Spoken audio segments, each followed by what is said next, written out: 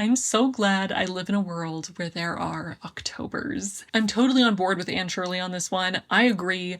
Autumn is the best, and October in particular is a fantastic month. And in honor of it being October and my love of Anne Shirley as a literary figure, this October I'm rereading the entire Anne of Green Gables series. I am so excited about this. I grew up with this series.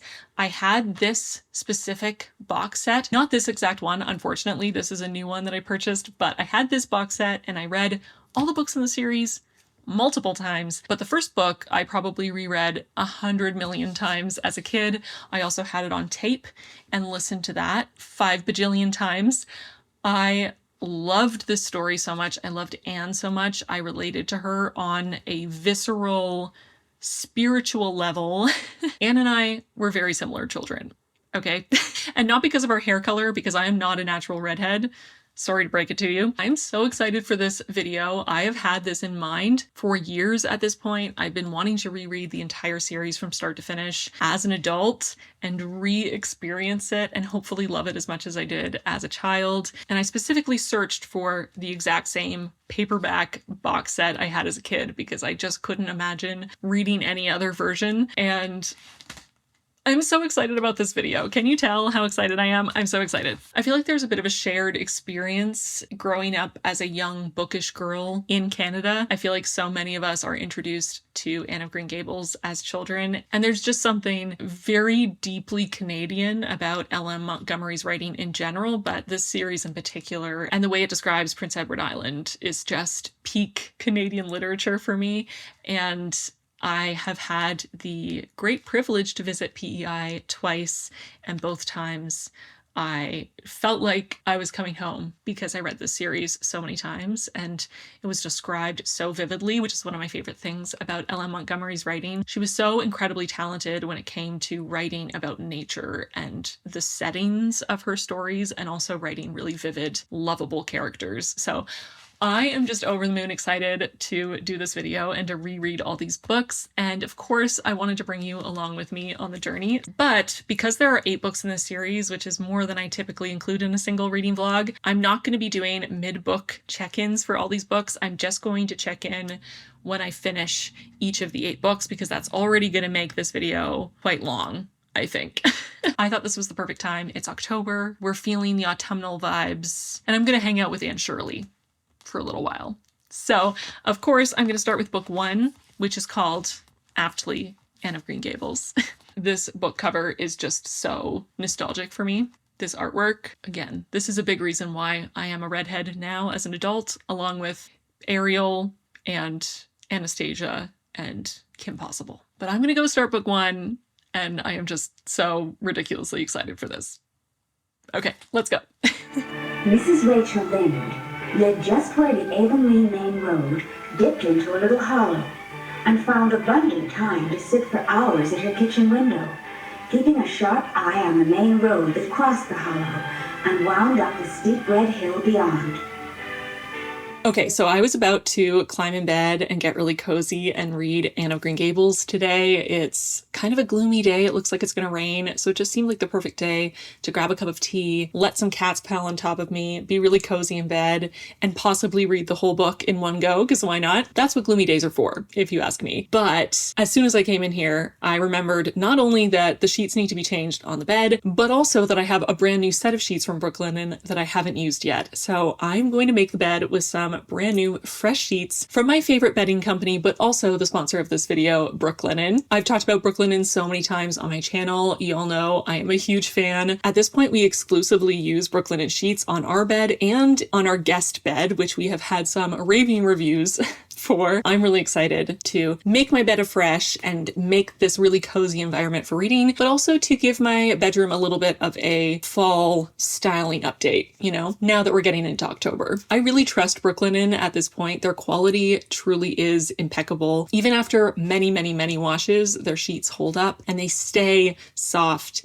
and comfortable. I decided to go with Brooklinen's washed linen hardcore sheet bundle this time around, and honestly I think their linen sheets might be my favorite of all the sheets I've tried from Brooklinen over the years. They feel so lightweight and airy and are so ridiculously super soft and cozy. They're really great for a more effortless or relaxed look in your bedroom. Each piece is washed and dried in small batches, making every single piece unique, and you can mix and match from more than 8 colors and patterns to really express your personality through your bedding. I know Anne would be a huge fan of expressing herself through her sheets if that had been an option in her time. Instead of buying individual items, you can save a ton purchasing a hardcore bundle, which includes a core sheet set, which is a flat sheet, a fitted sheet, and 2 pillowcases, a duvet cover, and an extra set of 2 pillowcases. Brooklinen sheets are Oikotex certified, meaning they are safe for you and your family. This time I decided to go with the khaki linen for the duvet cover and the extra set of pillowcases. And then for the core sheet set, I decided to go with a stripe for something a little fun. And I just think it's so sophisticated looking and understated, but still, again, has a bit of personality with that olive green, which also, of course, goes so nicely with our green hobbit bedroom. But I didn't stop there this time, especially because we're getting into fall and then we're going to be into winter. I decided to grab one of Brooklinen's organic cotton quilts. And oh my goodness, this is beautiful. It is lightweight, super soft, and has a lovely texture. It's made from 100% organic cotton and is available in 3 colors. This is probably one of the most neutral bedding combinations I've done, although the stripe is green, which pulls the green from the walls. But I also just love how these pieces look together. I love the different tone on tone of the khaki with the cream, with the white and the green stripe. It's just different gradations. The beautiful pattern and texture on the quilt, which is a nice contrast to the really soft, rumpled, casual, textured look you get from linen. Because Brooklinen is sponsoring this video, you can get 15% off your first order using the link in my description box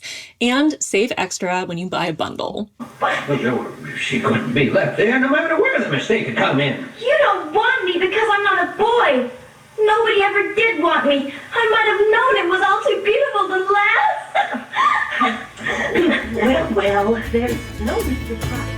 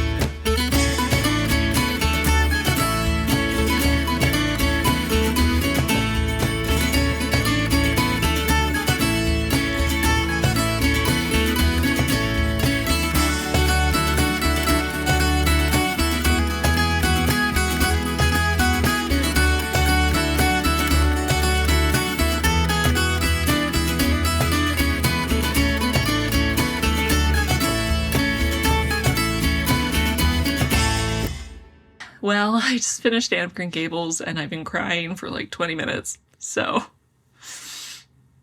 I knew what was going to happen, but I still wasn't quite prepared for how intense the emotions were. I'm not going to spoil anything. I'll talk about it in the spoiler section.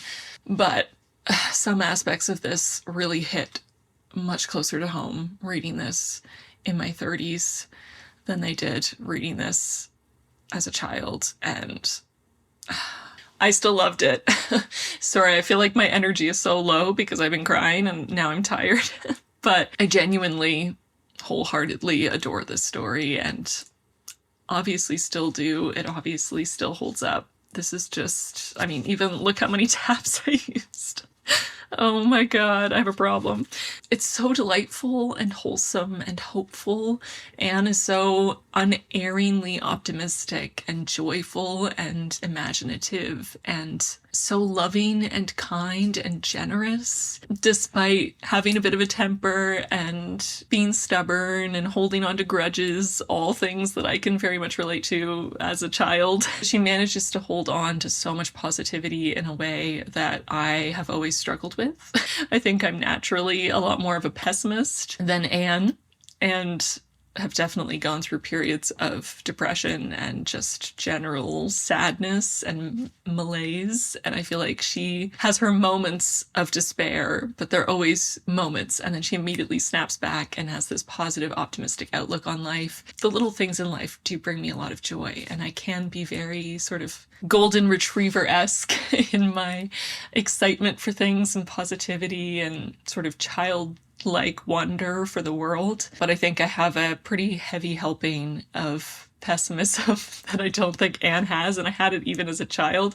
So it's kind of funny to reread it now because, like I said in my last reading vlog, my Jane Eyre Wide Sargasso Sea reading vlog, also I think in the introduction of this video probably, that I really related to Anne as a kid for many, many reasons, including being very freckly and being made fun of for having freckles and for being too skinny. But there's so much about her that I could relate to. I've always been a very imaginative person, huge imagination, would spend hours and hours and hours in my backyard as a kid with my dog, making up stories and pretending that I lived in all kinds of, mythical settings or historic settings and just playing out all my dreams and writing stories and making art. And I also loved learning and was endlessly curious, constantly asking questions, constantly wanting to learn more about the world. And every time you uncover some new nugget of information, there's so much more to learn and explore. And I still relate so much to all of those aspects of her.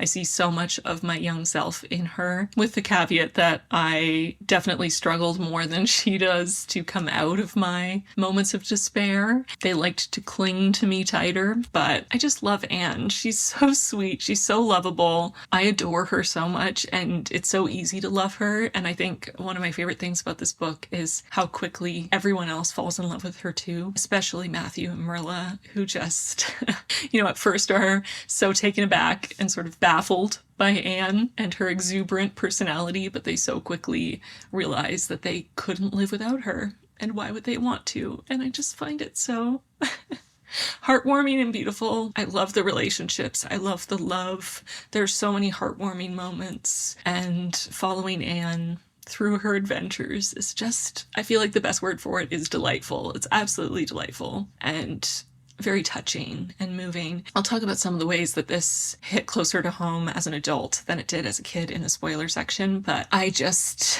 feel like it was kind of inspiring to read as an adult. Again, relating to her so much, but struggling with that bounce back and having a more optimistic view of the world and of what's to come. I think as someone who does struggle with pessimism and depression, it's really very motivating and inspiring to watch the ways that Anne handles the challenges that she comes across and her unerring positivity and that drive to make the best of every situation and assume the best of the people around her. And I think that's something that I have been working on over the years, but can definitely work on more. And I aspire to be more like Anne Shirley in those ways. And I just found quite a few little quotes in here very inspiring and moving. So I just love it.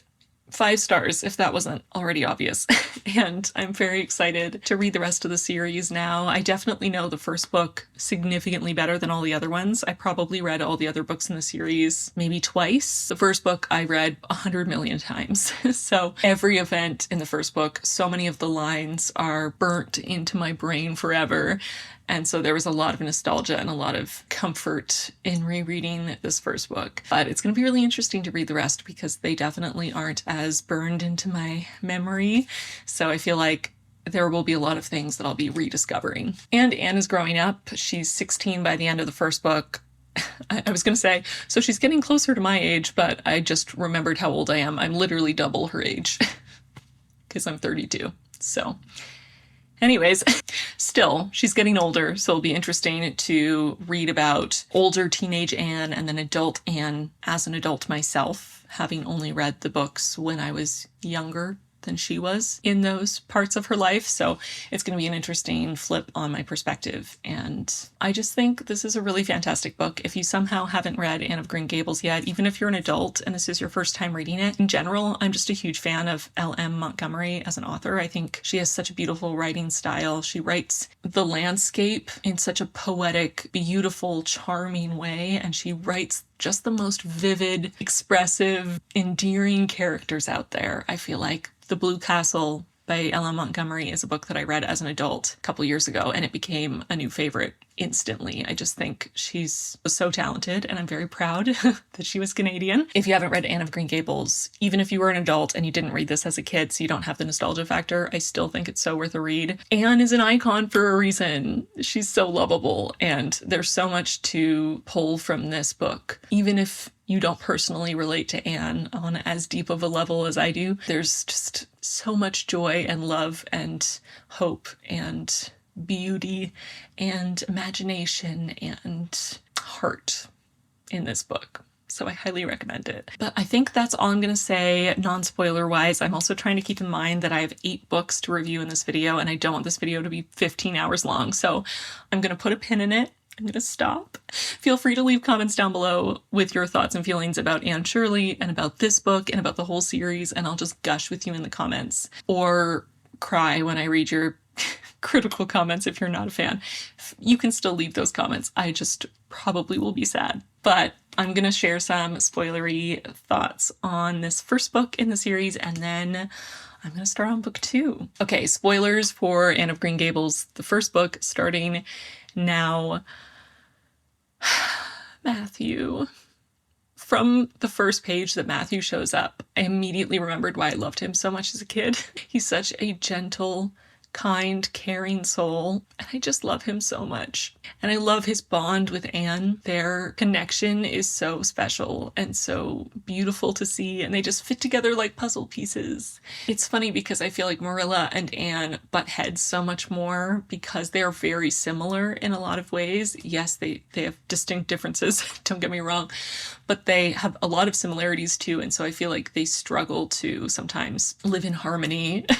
Or Marilla feels like she can't live in harmony with Anne because she also feels this responsibility to bring her up right and to sort of help her figure out how to live in the larger world, and feels like she has to discourage her from some of her habits. Anne and Matthew are just kindred spirits, and he is so quiet and such a good listener and so tender and shy, and she is so outgoing and exuberant and talkative and excited and generous with her thoughts and feelings, and they just are the perfect pair. And so I knew as soon as I started reading it and I was reminded of how much I loved Matthew, I immediately started getting sad. Because I knew what was coming. And even though I knew, and I spent the whole book being on the edge of tears every time there was a sweet moment between Matthew and Anne, it still didn't prepare me for his death. It was just devastating. It was bad enough as a kid. I mean, I cried every time I got to that part in the book as a kid, or got to that part in my, audio drama on tape. I sobbed every single time as a kid, but there's just something different about it when you're an adult and you've lost family members. Most of my readings happened before the age of 12, and 12 is when I lost my first family member. I've been really lucky to not lose many family members since then, but I did lose someone this year, and there's been a lot of terminal illness and worsening health in a lot of my family members this year. My family is really getting on in years, and Matthew reminds me quite a bit of my grandfather, and he also was a farmer, and in the past few years his health has deteriorated pretty significantly, and only last year he stopped working on the farm, and he's 90 because he couldn't do it anymore because of his health. And I look at my remaining grandparents and I see so many similarities between my grandfather and my grandmother and Rilla and Matthew, and I'm watching them fade away, and that's heartbreaking. So I think there's a lot of extra layers of grief and deep soul awareness of my own mortality and the mortality of the people I love that has made this even more impactful and heartbreaking than it was reading it as a child. And it was already soul destroying to read as a child. So I'm just feeling it on a whole other level right now. Anne is my favorite character in Anne of Green Gables, but Matthew is a very, very, very close second, to the point where they almost might be tied for my favorite character. And I will never not be devastated that he died, and died so soon. It's just not fair. And he's not even real. But it's heartbreaking. So anyways, those are kind of my spoilery thoughts. I don't have too much more to say spoiler-wise. I just love the relationships. I love how Marilla grows to love Anne so much and be so fiercely proud of her and defend her, and that they are able to lean on each other and find solace in each other after Matthew's death, and that they have some wholesome moments before that too, of just really sweet moments of sharing their love, and Anne holding Marilla's face in hers, or sitting on her lap and hugging her, and it's just really beautiful. The relationships are wonderful, and Anne has some lovely friendships, especially her friendship with Diana is great. Her friendship with the minister's wife, Mrs. Allen, is really sweet and always really stood out to me as a kid. I just think it's great. Oh my god, I'm such a mess. I don't think there's anything else I can say for spoilers, partially because I just know this book so well inside and out that I struggle to talk about it without a structure of someone asking me questions about it or something. But also because I am an emotional wreck. My brain doesn't work well when I'm an emotional wreck. So I think that's it. I think that's all I'm going to say spoiler-wise for this. Again, I'm really trying to keep it succinct, as if that were ever possible for me, so that this video isn't ages long. But that's it for spoilers. Those are my thoughts on Anne of Green Gables. I adore this book so much. It's one of my favorite books of all time. 5 stars are not even enough for how much I love this. It's 10 stars. It's a million stars. It's infinite stars. I just love it so much. But I'm going to try to pull myself together now and start Anne of Avonlea. I was so enjoying reading this that I was really savoring every line and wanted to highlight all of my favorite iconic quotes and the moments that meant the most to me and use 5 bajillion tabs. So I read this a bit slower than I initially expected to, so I need to kick myself into high gear and really read at my normal pace now. I can, tab and highlight and annotate, but maybe a little less obsessively. Like I said, I think I've only read Anne of Avonlea twice, maybe 3 times in my life, and again, quite a long time ago, so I don't remember a huge amount of what happens, but I remember loosely the plot, and I am excited to continue on the journey with Anne. So hopefully you're excited too, and let's go and get started on Anne of Avonlea.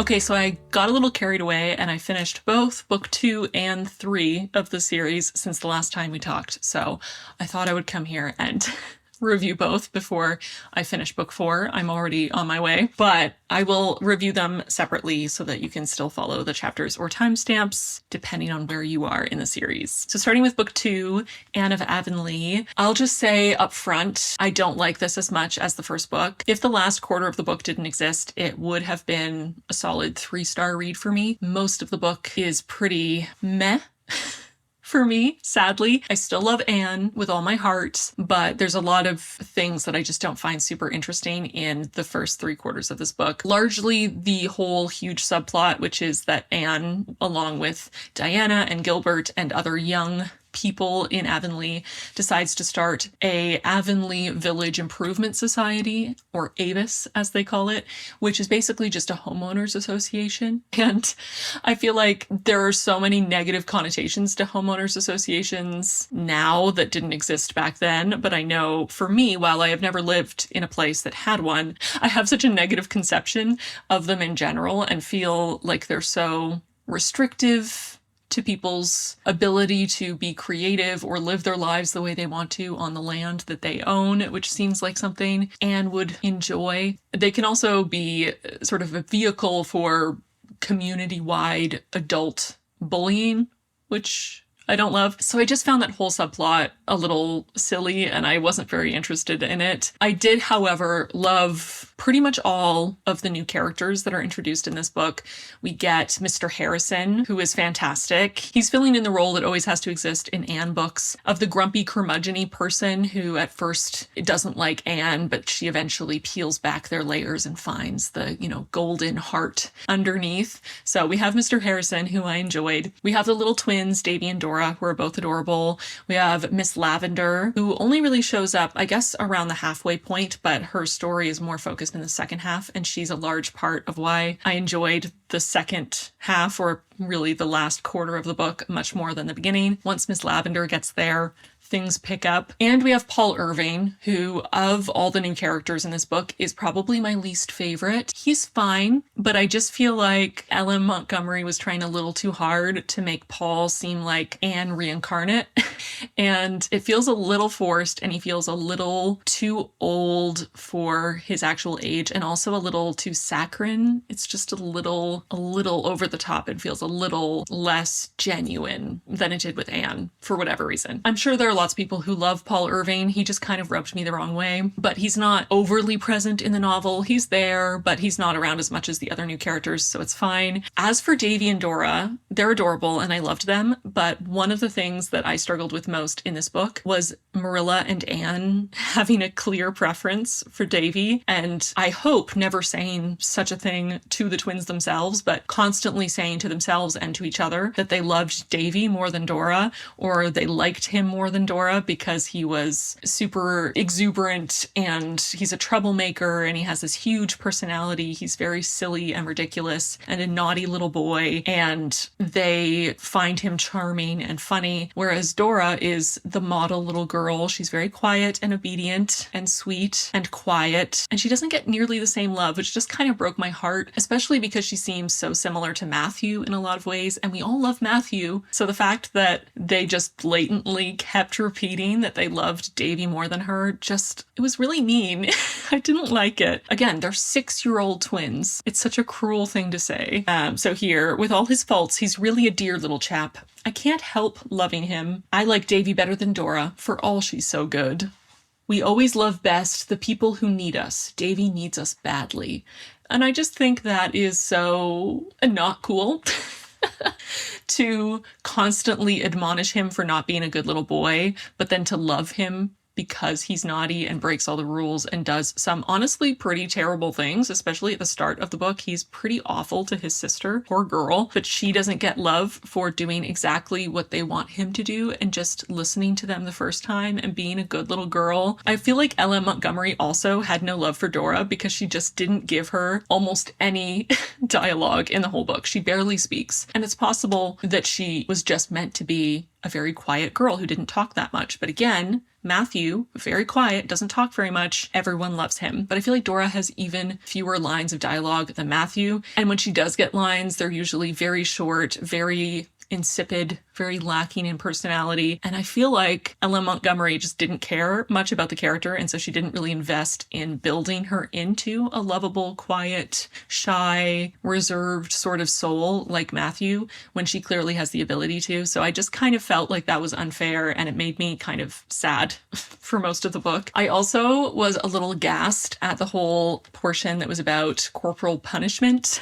because we have Anne becoming a school teacher for the first time. She's finished at Queen's College. She's gone back to Avonlea and is teaching at the little school there. And she's talking with her friend Jane and Gilbert, who are both going to teach at other schools. And they're talking about how they feel about punishment and corporal punishment specifically. And Jane says she'll just whip as many children as she needs to, whatever she needs to do to keep order. And Anne says she would never ever whip a child. She couldn't imagine ever doing it. And Gilbert sort of tries to walk the middle line and says, well, if a kid really deserves it, I'll whip them, but otherwise not. So there's this kind of ongoing theme for Anne that she's trying to learn how to be a teacher and learn how to get her students to love her and to maintain order, but she wants to do it with kindness. And things happen later in the book. I'll talk about it in the spoiler section, but I feel like Ellen Montgomery had a bit of a message to impart about corporal punishment that I found a little distasteful, to say the least, and I really didn't like how it was handled. I guess it could be a mild spoiler, so I'm not really going to say anything about it now. I'll talk about it in the spoiler section, but that was another part of this book that I just found very hard to stomach. So as you can see, for 3/4 of the book, I was struggling a little bit, but in the last quarter, like I said, Miss Lavender is on the scene much more. She's absolutely delightful. I loved her. I loved her and Anne's friendship. I loved her story. I loved where her story went. I thought it was just lovely. And she's great. I also liked the development we had in Anne and Gilbert's relationship in this book. They are the slowest of slow burns, but Anne slowly starting to have little inklings, little realizations about how much she likes Gilbert as a person and how much value he brings to her life, how much joy and companionship. And I feel like at the end of book 1, when we get a bit of a time jump and Anne is suddenly 16, it almost feels like she's lost a lot of her personality in that last little bit of the book, and it's a little jarring. But what I like about this book is it picks up right where the first book left off, but we get to see way more of a young, exuberant, dreamy, imaginative Anne. And I'm really glad that Ellen Montgomery did that, because I feel like it makes more sense for Anne to still hold on to a lot of those things. She's only 16 after all. Yes, she will change over time and she'll grow and mature, but I couldn't imagine Anne without that dreaminess and that endless optimism. So I'm really glad that that came back in full force for this book. So I think that's all I'm going to say non-spoiler wise. So let's get into some spoilers. In terms of the corporal punishment, basically what happens is Anne gets really upset. She's having a terrible day one day, and one kid in particular who she has not gotten along with was being extra naughty, as well as a bunch of other kids, and she ends up whipping this one child. And it turns out that this was the magic solution to all her problems, because this one child didn't respect her before, but now, since she's whipped him, he does respect her. So now he's a good little boy and they get along and he likes her a lot. All her problems are solved by physically abusing a child.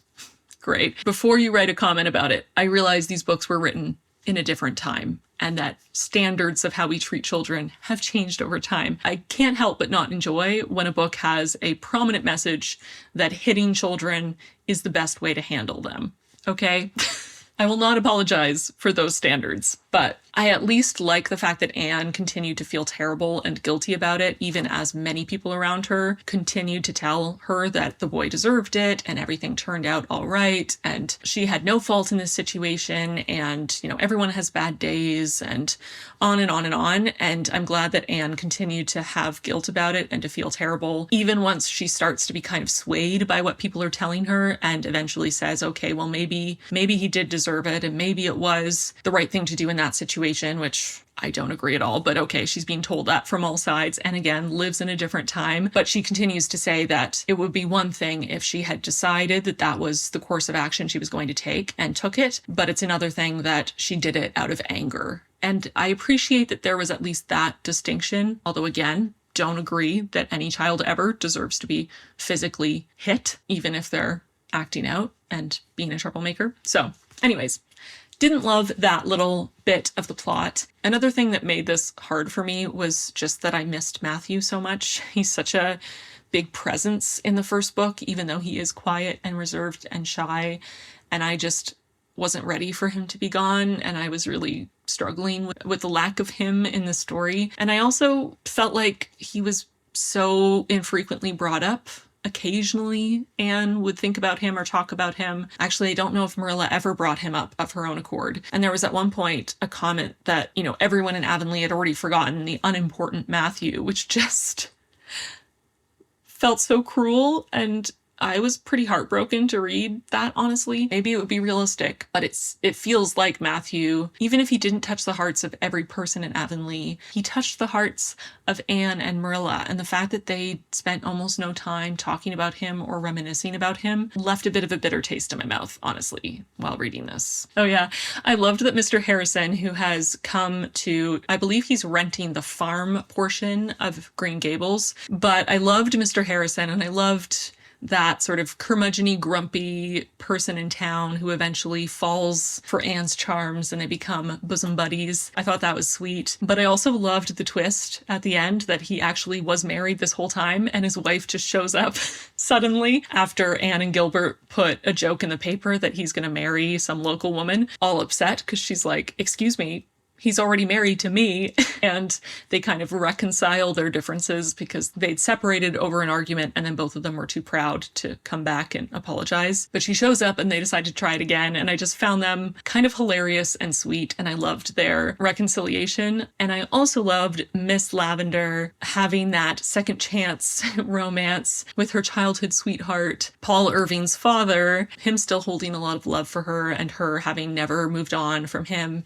And again, them having had one argument and then neither of them were able to overcome their own pride to apologize first and to reconcile. And I just loved that they ended up together and that she ended up being sort of a second mother figure for Paul Irving, because the times I liked Paul the best was when he was with Miss Lavender, because they really were kindred spirits on a whole other level even than Anne. Although I would say all three of them are very similar archetypes. But Miss Lavender and Paul had a really sweet bond, and you could tell from the first time he met her that he thought she would make a lovely mother. So them becoming a little family was just absolutely adorable and so sweet. And that really turned everything around, I think, for me in the last part, having those two reconciliations and lots of happy in love couples around, especially specifically happy in love middle-aged couples. It was just very wholesome and sweet.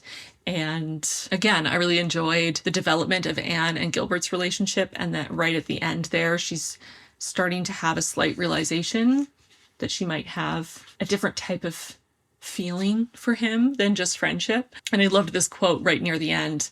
"Perhaps after all, romance did not come into one's life with pomp and blare, like a gay knight riding down. Perhaps it crept to one's side like an old friend, through quiet ways. Perhaps it revealed itself in seeming prose, until some sudden shaft of illumination flung athwart its pages betrayed the rhythm and the music.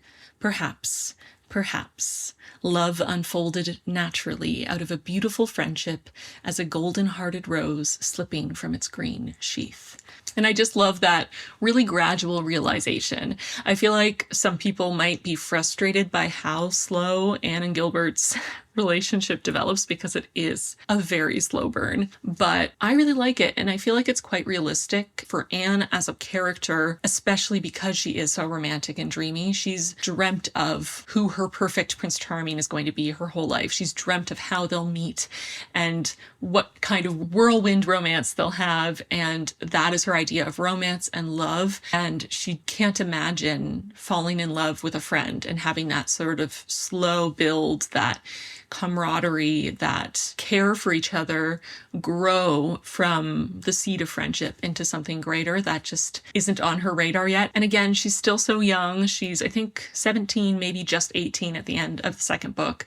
So she's not quite ready for romantic love, and to accept that romantic love might not be the way she's always envisioned it. And I didn't really have proper romantic relationships until my 20s. And I feel like Anne is kind of similar in that way.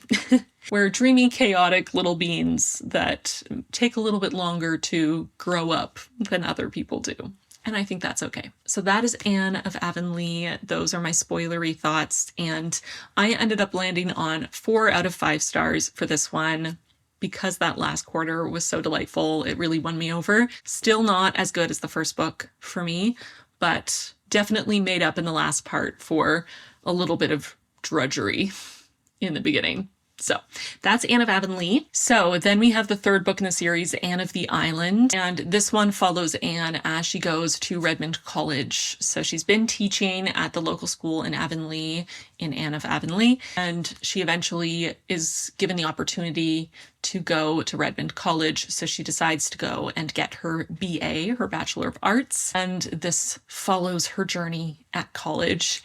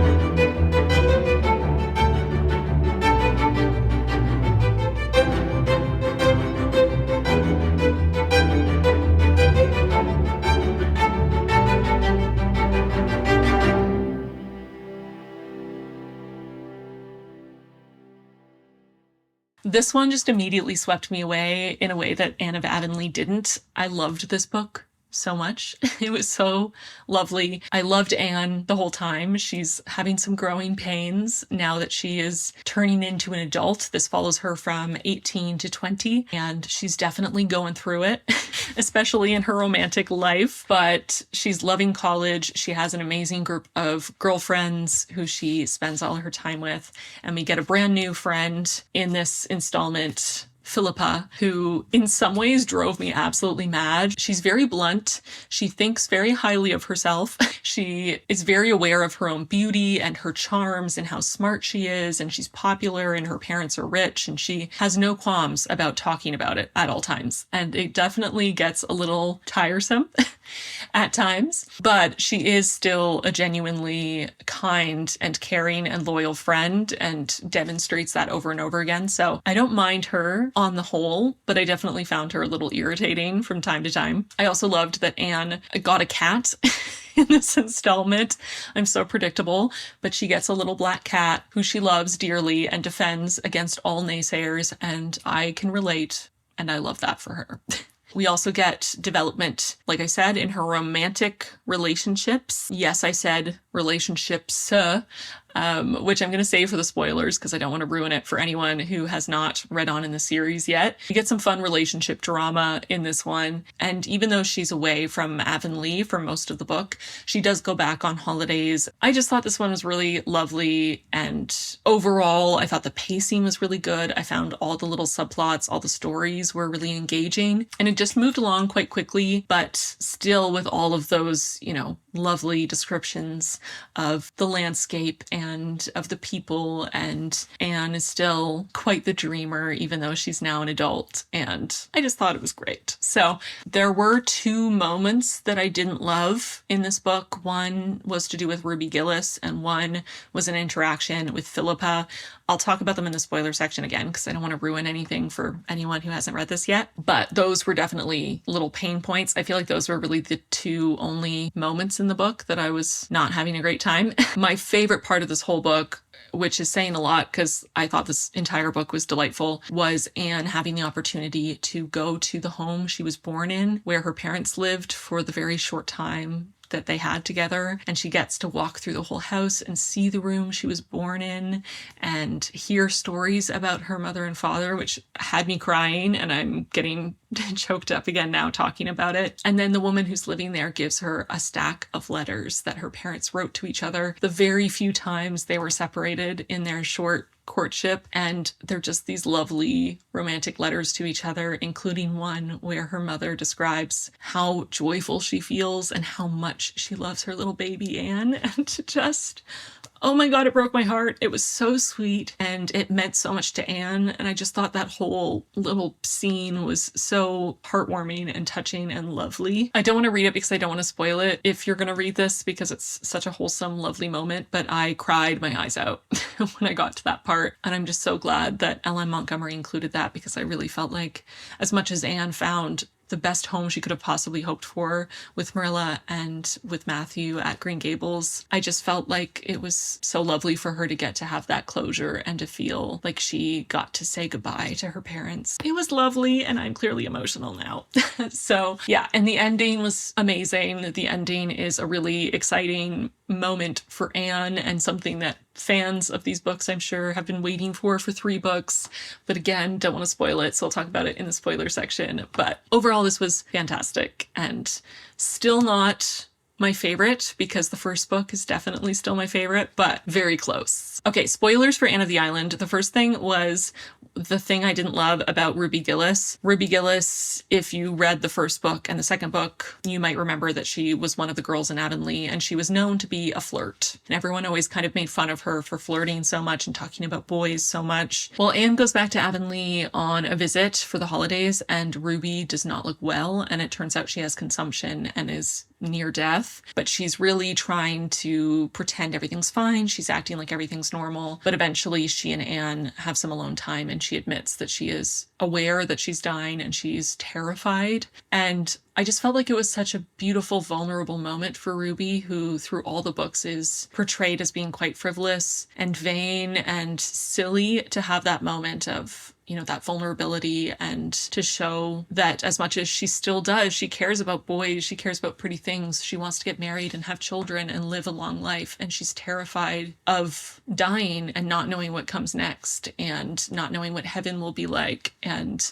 feeling she's too young and it's not fair that she doesn't get to live her whole life, which is just such a relatable and heartbreaking thing for, at the time, I guess they're 18 or 19 at that point. Like, she's far too young to die. But Anne, I mean, she doesn't say it out loud to her, but in her thoughts is thinking if she'd only cared about more important things in her life, she would be more prepared for this. But because she cared about such frivolous things, she's not prepared at all to let go of her earthly life and move on to heaven, which just felt so cruel and judgmental, even if she didn't say it out loud, to think such a thing, especially for Anne, who is so frivolous and imaginative and romantic and is taken by flights of fancy every other second. I think she would feel the same way if she learned she was dying at that age. So that level of judgment towards Ruby Gillis was just heartbreaking, and it just felt cruel. And I don't think of Anne as being judgmental and cruel. So that really stood out to me, and I really didn't like how that was handled. And Ruby ends up passing away, and it's kind of quickly moved on from in a way that just felt quite heartbreaking to me, honestly.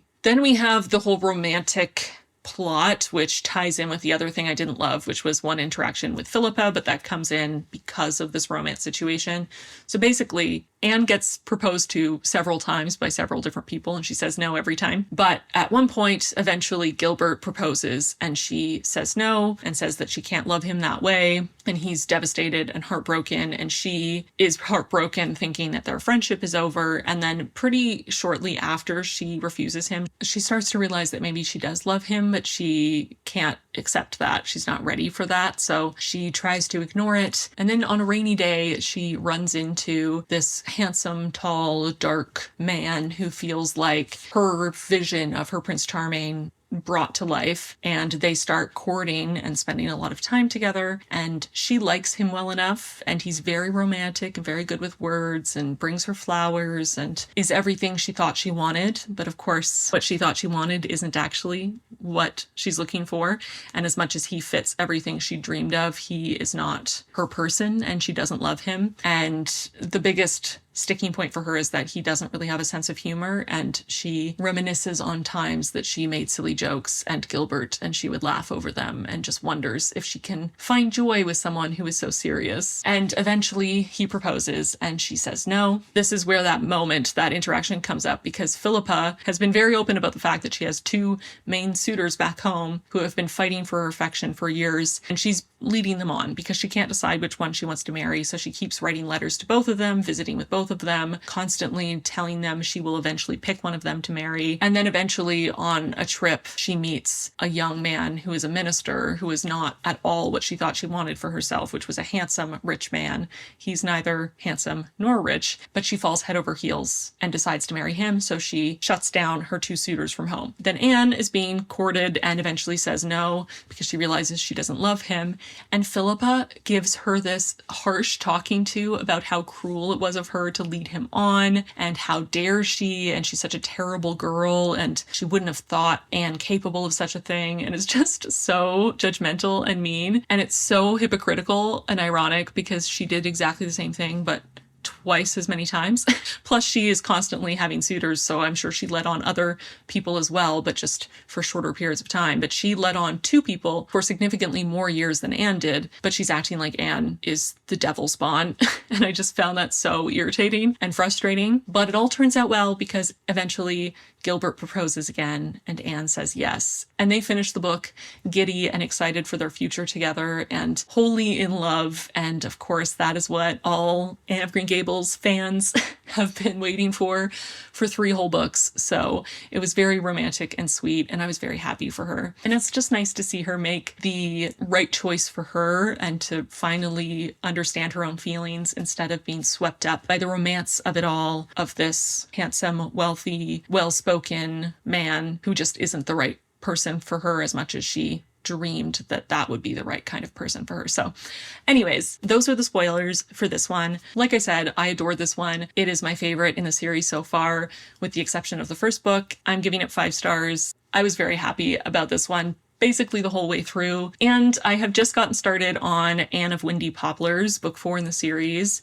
I'm about 50 pages in, and who knows, things could really change. But so far, I must admit, this one is my least favorite right now. It's very boring so far.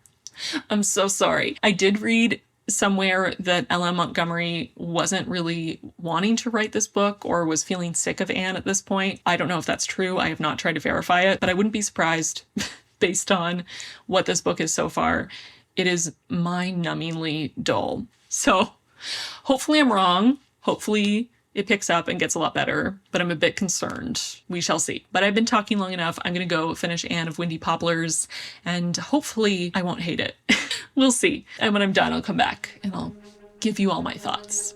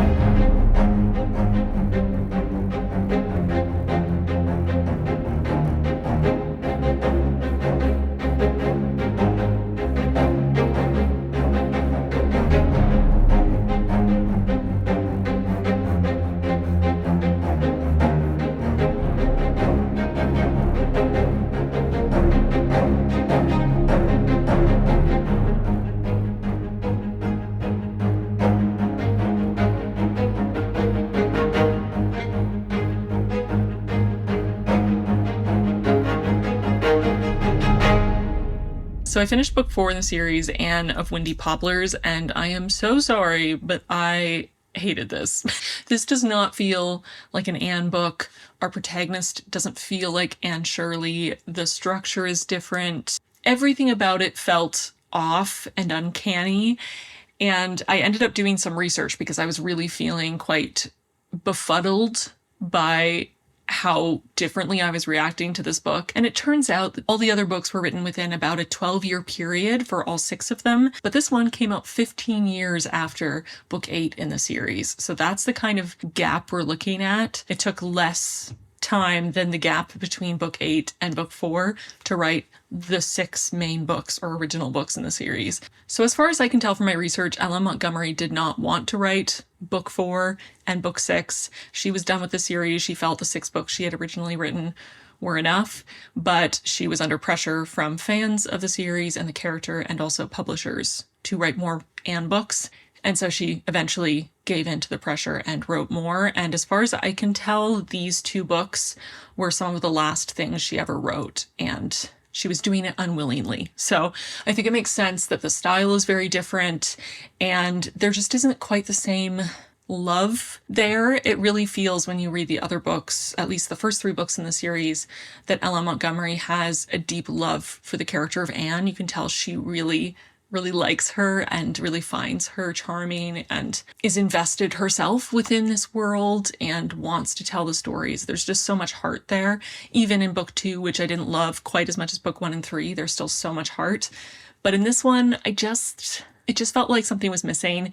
The writing style, the structure itself is very different. It's largely epistolary, letters Anne is writing, but we don't see the return letters, so it feels very one-sided. Really, the whole book is her moving to a new town in Prince Edward Island and taking up the principalship of a high school and meeting a whole new town's worth of people and meddling in all their lives. Basically, it feels like there was an attempt to recreate the winning formula of other Anne books with having at least one grumpy character with a heart of gold that she could thaw, and at least one precocious young child who was, mature for their age and really dreamy and had a very Anne-like quality to them. And of course, there are love stories all around, and Anne often helps to reconcile lovers or to set romances in motion, but it just felt less genuine here and more formulaic. And I must admit, there were far too many characters, so many new characters in this book, far more than the other 3 had introduced in each book, and so many of them were ridiculously unlikable. A lot of terrible people, a lot of people who didn't seem to have many redeeming qualities. And I just found myself constantly zoning out because there would be whole chapters where just want a random new character we've just met, basically monologues for the whole chapter about the things that they're passionate about, which is usually being really rude to someone in their family or hating one thing in particular about modern life or someone in their town. I don't know, it was often a lot of complaining, and I just didn't care about the characters. I didn't find it charming or funny. It just felt exhausting to read, to be honest. I didn't have a good time, and I think if I wasn't reading this for a video, I would have still eventually finished it because I would have wanted to reread all the books, but I would have probably taken months and months to finish it because I would have had to take a break after every single chapter. That's what I wanted to do, but I forced myself through it, and I just didn't have a good time. And you can even see I still tabbed, I still annotated, but look how few tabs I used in this book in comparison to the last book, for example. It's just, there's no competition here. I was reading it as fast as I possibly could just to get through it, basically, because I wasn't having a good time. So that is Anne of Windy Poplars. I wouldn't personally recommend it if you're reading the series. Yes, it fills in a gap between book 3 and book 4 in her life.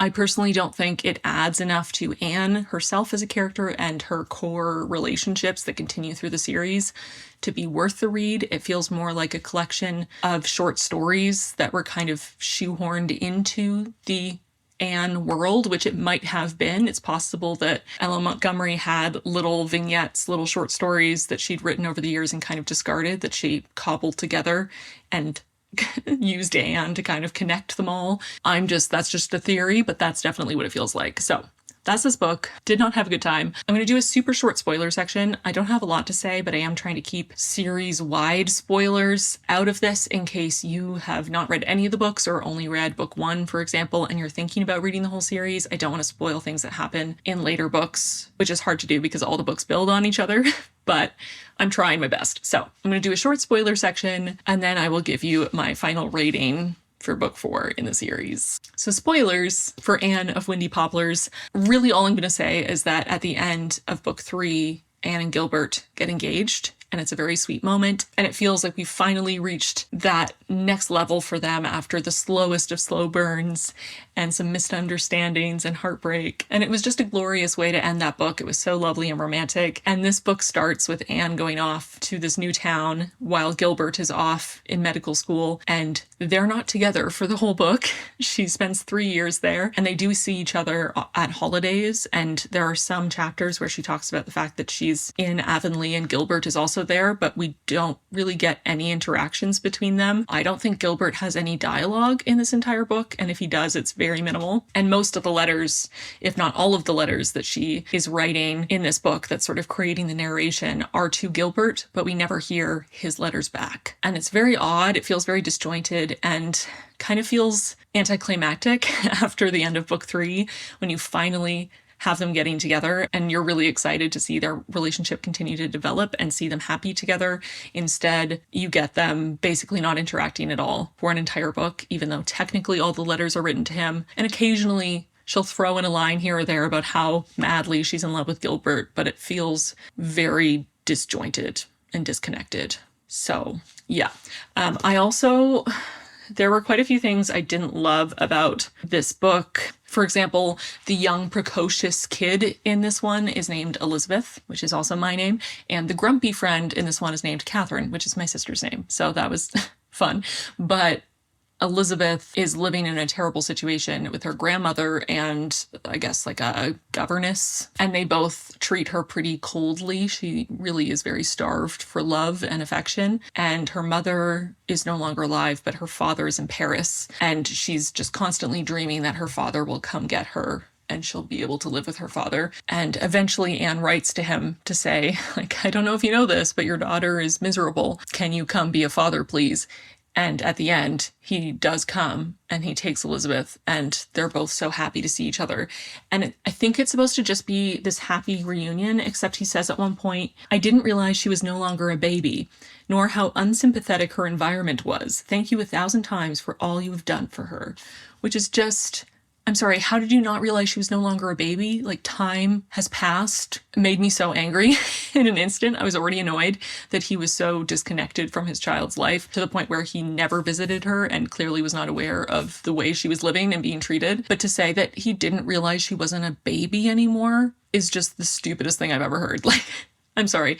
Even in the late 1800s, people were aware that children got older every year and that babies are only babies for a couple years, so I'm not buying that excuse. And I feel really worried for Elizabeth, honestly. I think we're supposed to end the book feeling really positive about her future with her father, but honestly, he seems like a pretty terrible father, so I'm not feeling super hopeful for her future, and that he's not going to just dump her on yet another governess and go gallivanting off somewhere else in Europe and then forget that time passes and not check in for another 10 years or however long it's been. And there were several other moments that just, I mean, there's a depiction of a very abusive mother-daughter dynamic that was really rough to read. I think it was supposed to be played for laughs, but it was really uncomfortable how demanding and tyrannical and verbally abusive. And honestly, I don't say this lightly because I think it's overused right now, but I would probably say that the mother in this book, in one of the little vignettes, is a narcissist, and it was really hard to read, her treatment of her daughter and the way her daughter has basically lost all her own personality and lust for life. God, it was really rough. There's just so many little vignettes, and all the vignettes basically have at least one person in them who is just a terrible person. And again, it over and over again feels like it's supposed to be played for laughs, or we're not supposed to really like that character, but they're mostly harmless. The other books have a little bit of that. It is, to a certain extent, the books are a product of their time, and there are definitely outdated views on especially gender roles and dynamics within marriage and even just people's place within a community or society and the expectations therein. But it just feels like it's extra bad in this book, which is kind of wild because it was written so much later than the other books. You'd think there would be more of a modern sensibility injected into the book, but maybe not.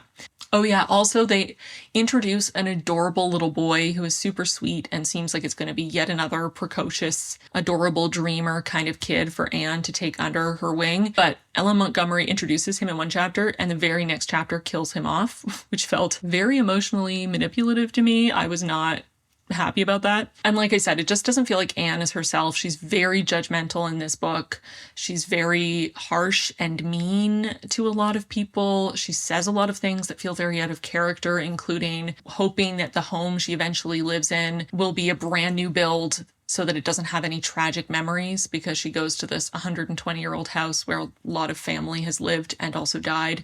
And she just says how horrible it is that so many people died there and how much she hates that it feels haunted, which feels so opposite to Anne's sort of romantic, melancholy way of thinking about history and family and people who have passed and, you know, constantly trying to create sort of haunted, spooky backstories for things and being drawn to stories of people who died young in a tragical way, as she would say. Just so much feels very out of character for her, to the point where it doesn't feel like it's the same character. It feels like it's someone else who just has the same name and happens to have red hair. Oh yeah, and Dora keeps catching strays. Like, she continues to be dumped on by everyone. In this book, Catherine goes back with Anne to Avonlea for Christmas and meets Dora and Davy, and also says, just like everyone else, that she's more drawn to Davy and she could take or leave Dora. She doesn't really like her, which, again, what has Dora done to any of these people other than just be a very sweet girl? I just want to hug her, and she's not even real. Okay, I think that's all I'm going to say for spoilers, because I could literally go through every dark red tab and explain why it pissed me off. Most of this book, I was either bored out of my mind or angry. So for that reason, I'm actually a bit shocked to say, but it's true, I'm giving this one 1 star. I thought about giving it 2, but I realized I was being too generous, and I just can't. I hated it. I genuinely hated it.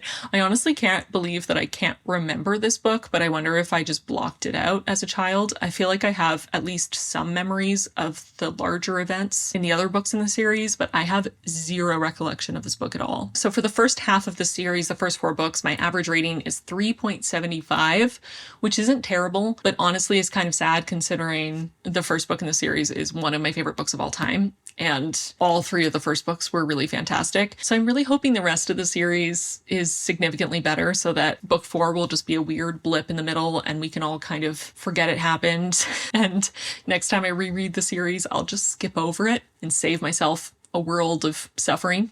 But anyways, those are the first 4 books in the series. I've now started book 5, which is Anne's House of Dreams. This one was written a couple years after book 3. So as you might imagine, it feels a lot more similar to the first 3 books in the series. That has been my experience so far, and I sighed the biggest sigh of relief when I realized that it felt like Anne again, and it felt like Anne of Green Gables again, because I was really worried after that 4th book. But so far, this has been lovely. So in this book, Anne is, I think, 22 at the start of it, and she's just gotten married. I'm not going to say to who, because I don't want to spoil anything, but she and her husband have moved to a new town on Prince Edward Island, and they're renting their first home together, which Anne is calling her House of Dreams. And she's meeting her neighbors and making new friends and facing new challenges. And so far, I'm really loving it. So I'm going to go finish this. I'm about 1/3 of the way through, I think. So a little bit more to go, but I'm feeling much more positive about this one, which is good.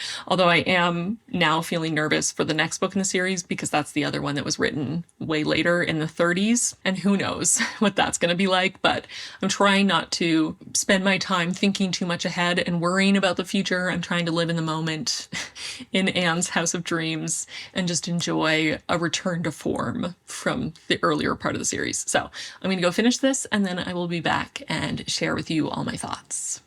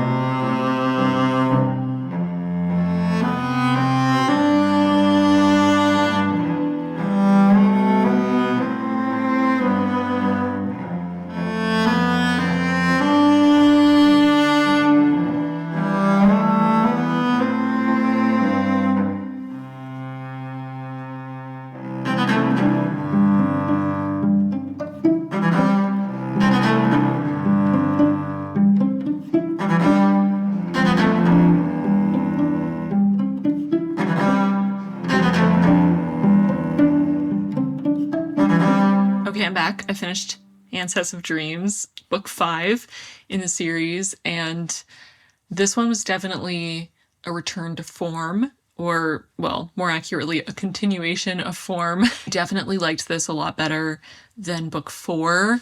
A lot better. I would say, well, I'll rank all the books at the end, so I guess I don't have to do that now. But what I will say now is that it's not my favorite of the series, but it was quite good, and I liked that we focused on fewer characters, although I did struggle with some of the characters in this one. Cornelia is a rampant misandrist, and that's kind of her shtick and what's supposed to be funny about her. It got a little tiresome pretty quickly. And then Captain Jim is a sweet old man, but he also is pretty misogynistic. Not, in all ways. He thinks women should vote and he likes them, but he also doesn't think women can do a lot of things like write proper novels or think logically. And there were just quite a few moments of him saying some sort of offhand remark that made me roll my eyes while I was reading. Again, this was published in the 1920s, not expecting it to be modern in its sensibilities, but, I'm judging all the books in the same way, which is trying to keep in mind the time they were written in, but also reading them as a person existing in 2024 and how I feel about what I'm reading. This one, I would say, is the darkest of all the books. This one has some pretty intense subject matter. I would actually recommend looking at content warnings for this one. There is one particular event that happens, well, not technically on page, but it happens within the narrative of the story that was very upsetting to me, and I don't have personal experience with it, so I can imagine it would be quite triggering for certain people. So just check those out. I always put the content warnings that I notice in my own reading on the book cards for you. But yeah, I was kind of surprised by how much darker this one was, because it is billed as Anne and her new husband are moving in together after their wedding, and this is the start of their married life, and it's going to be all romantic and lovey-dovey. And I honestly feel like there were not that many interactions between Anne and her husband in this book, which I was surprised by. Definitely some, but I feel like the focus was much more on Anne developing relationships with the newer characters, her neighbors, as in previous books, and not that much of her and her husband having their honeymoon period, which was interesting. I still liked it a lot. There were some really sweet, wholesome moments. I cried a couple times. Again, I feel like after book 4, which I hated, it was really nice to come back to a book where Anne felt like herself again, and the story felt more in line with the other stories in the series, even if it does have a darker tone overall. And I think it was a really interesting transition for Anne. She's in a really big transitional period of her life, and I found it really interesting to watch her grow and change and adapt. And it has become a full-grown adult at this point, but she does still have that whimsical, dreamy quality to her that we all know and love. Not my favorite in the series, but definitely worth a read if you enjoy Anne as a character. I guess one other thing I can say is that we get very little Avonlea time and very little interaction with our old friends from previous books, which I would have loved a little tiny bit more of that, but I did like the new characters overall, and I enjoyed the story. I found it quite engaging. So also, I think I forgot to mention this when I was reviewing this one because I got so distracted by how annoyed I was by the book. But I did want to say that there was a really interesting inclusion of Anne realizing or being told that she had to start to include a Canadian history unit in her curriculum, and they were teaching their students about the War of 1812, and she was talking about how strange it was to talk about a war like that, and that she was so glad that Canada was out of this period of participating in wars, and that it would be, in her lifetime she wouldn't experience or live through a war. And of course, by the time she's going to be in her 40s, she will live through World War I, and if she lives long enough, she'll also live through World War II, as well as some other wars that Canada was a part of. It was just really interesting to read that, and I wondered, again, because this was written in the 30s, if Ellen Montgomery was kind of adding that in as a bit of a wry commentary on maybe her own perspective at the time of expecting to never live through any wars, and then having lived through one around the time that she would have been writing the first book, but then also in 1936 when she published this one. World War II was already ramping up, things were really already moving, so I wonder if that was a bit of a commentary on her perspective as a young woman, and then having the realization that she would live through some of the largest scale wars of the modern day. So anyway, I found that really interesting. That was probably the most interesting part of this entire book for me, and that was a single paragraph. So anyway, I got so carried away before that I didn't say anything about that, but I did want to mention it because I thought it was interesting. I can't say anything more about this that is unspoilery for either this specific book or for things that happen in previous books in the series, so I'm going to call it and share some spoilers. So spoilers for Anne's House of Dreams. Anne and Gilbert get married at the start, and they're moving into this little house they're renting that Anne is calling their House of Dreams, and Gilbert is starting work as a doctor. One thing I found weird about this book, and maybe I just missed it, but I don't remember anyone addressing it or Anne herself talking about it, but she is no longer working as a teacher. She's gotten married and she's moving to a new place where her husband is going to work, but she isn't working as a teacher and doesn't seem to have any plans to, and doesn't seem to have any plans to work in general, which I was surprised by. I guess I expected that she would still want to teach in some capacity, or maybe to continue to study and try to work towards another degree or something, but there's no mention of that, so I don't know. And we meet some of the neighbors around. So there's Captain Jim, the sweet old man who works at the lighthouse, and then there's Miss Cornelia, who is an old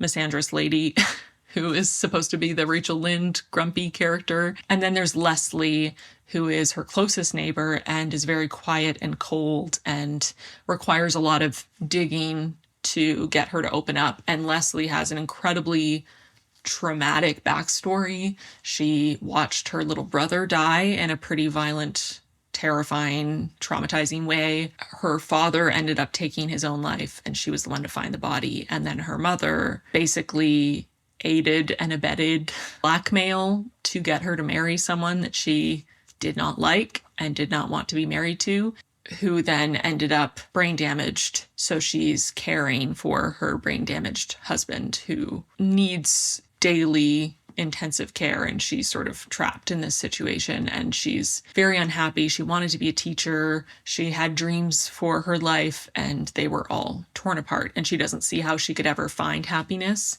I found it really interesting that L.M. Montgomery went in that direction. I feel like this character has so much more of a tragic backstory than we've seen before. The character felt very real and very nuanced. She is not always, well, she's basically never optimistic. She has a very different type of character than we've seen. I feel like she maybe has more in common with some of the characters in the last book that were meant to be really unlikable, but instead of being played for laughs and as a bit of an antagonist role, she is presented in a very genuine, compassionate way, and we're meant to empathize with her and want her to open up, and then also to find joy, which is what Anne wants. And I found her to be a very interesting character. I did not always like her.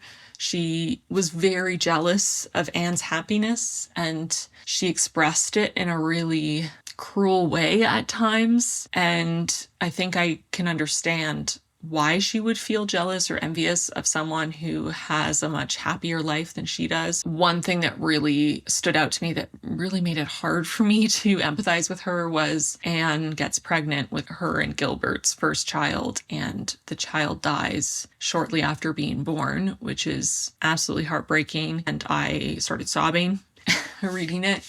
And I don't have children. I have never lost a baby, but I am a new aunt and I have an infant nephew and I worry about him every day. So reading about a baby dying like that is just really upsetting. Anyway, Anne is going through that. She's obviously devastated, and Leslie doesn't say it to her, but says to someone else when she hears the news that she is still jealous of Anne because at least Anne got to be a mother, which she's never had the chance to do, which just felt like the cruelest possible thing you could say. She lost so many people. That is incredibly traumatizing and so hard to go through. But I cannot imagine thinking that someone is luckier than you because they had their baby and then had to say goodbye to their baby on the same day. Like, that is just mind-boggling. And I was honestly shocked when I read that, and I had to take a break from the book for a second, because maybe it's realistic for someone who has had so much trauma and has really been sort of left to fester in their own misery for a long time. But even later, she apologizes to Anne for being so jealous and being cruel or cold to her at times when she was feeling jealous. And she brings up the fact that she now feels like they can be better friends because Anne has suffered a trauma that is more comparable to what she's experienced. And so as much as she's sorry that Anne lost her child, she's happy that they can be better friends now. And Anne is so understanding and seems to be pretty nonplussed by this admission, which, again, mind-blowing, because if someone said that to me, I would be so upset. Like, yes, you can connect sometimes with people better when you've had similar experiences. And yes, sometimes it can be hard for people to understand those difficult things you've been through if they've never experienced anything like it. But being glad that someone went through something like that just so that you could have a deeper friendship is pretty fucked up. I'm not gonna lie.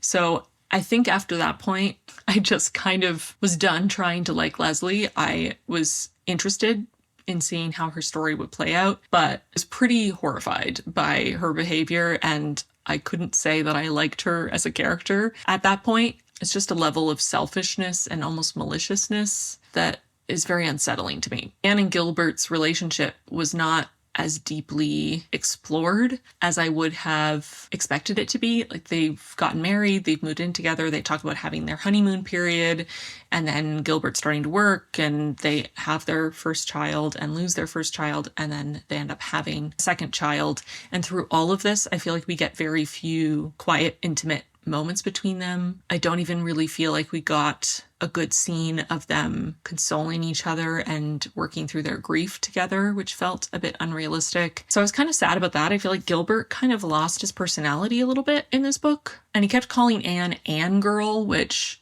maybe I'm getting it mixed up with the TV show, but I feel like Marilla would call her Anne Girl. So it's kind of weird. I don't know, it feels weird for Gilbert to call her that. I don't think he ever called her that before. But I just feel like their kind of fun camaraderie, their banter together, their shared interests, it just felt like none of that was really relevant anymore. And we got a little bit of more romance for them in book 3. And I feel like we don't really see a lot of romance here either, and sweet little tender moments between them, which I would have loved to see. So I don't know. I feel like the more I talk about it, the more I'm realizing that more was missing from this and more didn't work in this book than I'd initially thought. There were definitely moments that I liked, and overall I liked this a million times better than the last book. But when I put this up in comparison to the first 3 books, I just don't think it quite stands up. We don't have a new precocious child in this one, so that's one thing. But I did feel like there was a bit of a repetition of this sweet, old, lovable man who dies in the second last chapter of the book, which is what happened in book 1 with Matthew. It feels like we were repeating that plot line, and as much as I liked Captain Jim and thought he seemed like a sweet man, it just didn't have the same emotional impact as losing Matthew in book 1. Yeah, I think now that I've talked it through, I'm feeling a little less positive about it, which is kind of sad, but hey, it is what it is. I think that's all for spoilers for Anne's House of Dreams. So final verdict, I think I'm going to give this one 3 stars. There were things that didn't work for me, things that I was hoping for that we didn't get, characters that rubbed me the wrong way, or choices made for characters that were kind of horrifying and baffling. Anne herself was lovely and back to herself, which was great, but I feel like everything around her wasn't quite as lovable and wholesome and heartfelt as the first 3 books. And it is overall a darker book, which I'm not mad at. I don't mind that. But it just felt a little unbalanced, I guess. So for me, I'm going to say 3 stars for this one. Much better than the last one, but probably my least favorite of the original 6 that were written in the series. So, and now I'm kind of terrified because the next book is Anne of Ingleside, and this is the last book that was written in the series. The second one that was written in the late 30s as a tack-on insert into the series. I am a little worried. I'm not going to lie. But instead of sitting here talking about how I'm a little worried, I'm just going to go and start reading it and find out for myself. So off I go to read book 6 in the series, Anne of Ingleside. I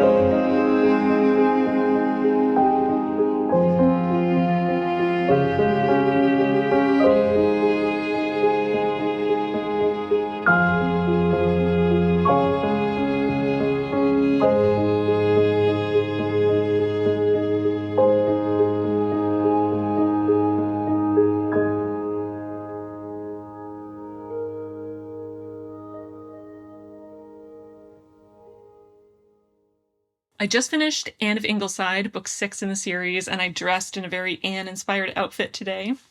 Do you like it? But this is the second book that Ellen Montgomery wrote quite a few years later and sort of inserted into the series. And like I said before I started it, I was really worried it was going to follow in the tradition of Anne of Windy Poplars and was going to be terrible. Luckily, it was not. This was much better than Anne of Windy Poplars to me. I actually liked this quite a bit for the first half to 3/4, I would say. I do feel like it kind of lost steam at the end. It started to feel a little bit repetitive, and then the very last section of the book felt a little mean-spirited, kind of. I don't know, it sort of rubbed me the wrong way. So it focuses largely on Anne's children, less on her, although she is still around and we still get her point of view and her inner thoughts. But we follow not all of her kids, because some of her kids are quite young, so they don't really have adventures. Although I guess technically the only kid we didn't really get focused on was Shirley, who is actually not the youngest.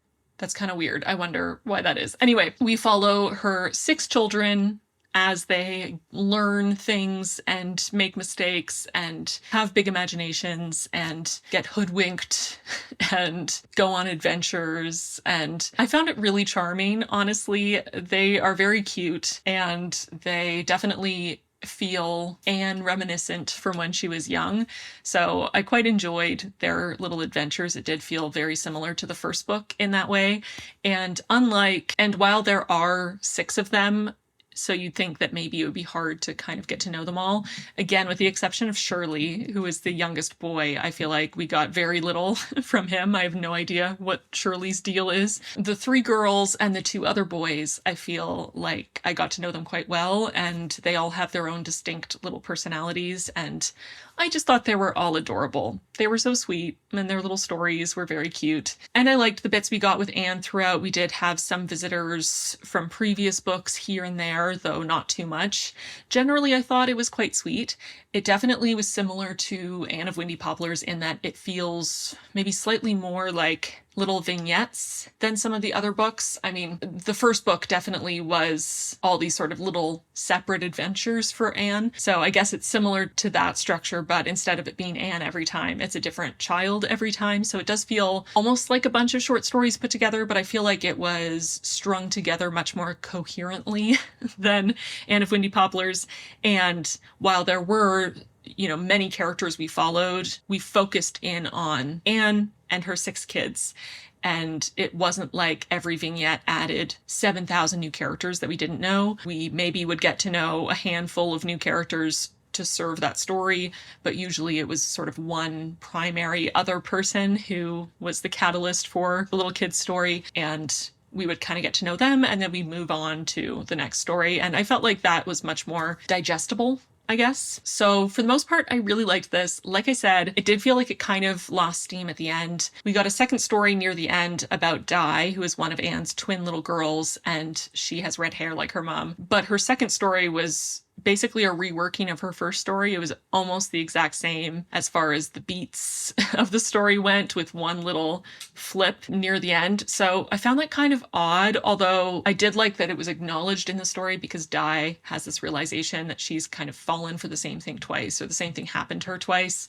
She made the same mistake twice, and she's feeling quite discouraged about it, especially because it has to do with making friends with the wrong person, or trusting the wrong person, or just being too trusting in general. And honestly, I could relate to that because it definitely took me more than twice to learn not to dedicate myself heart and soul to a kindred spirit friend who wasn't actually a kindred spirit or didn't have my best interests at heart. I did it way more than twice before I learned my lesson. So maybe it's good for Di to get it done twice in quick succession and learn her lesson and hopefully have better friendships moving forward. But it was a little repetitive to read the same story twice, even if maybe it's realistic that it would take more than once for a kid to learn that lesson. And then the very end of the book just takes a bit of a turn and focuses more on Anne and her husband and their relationship. And I guess Anne feeling like their relationship has gone stale, or she's worried that her husband doesn't love her anymore.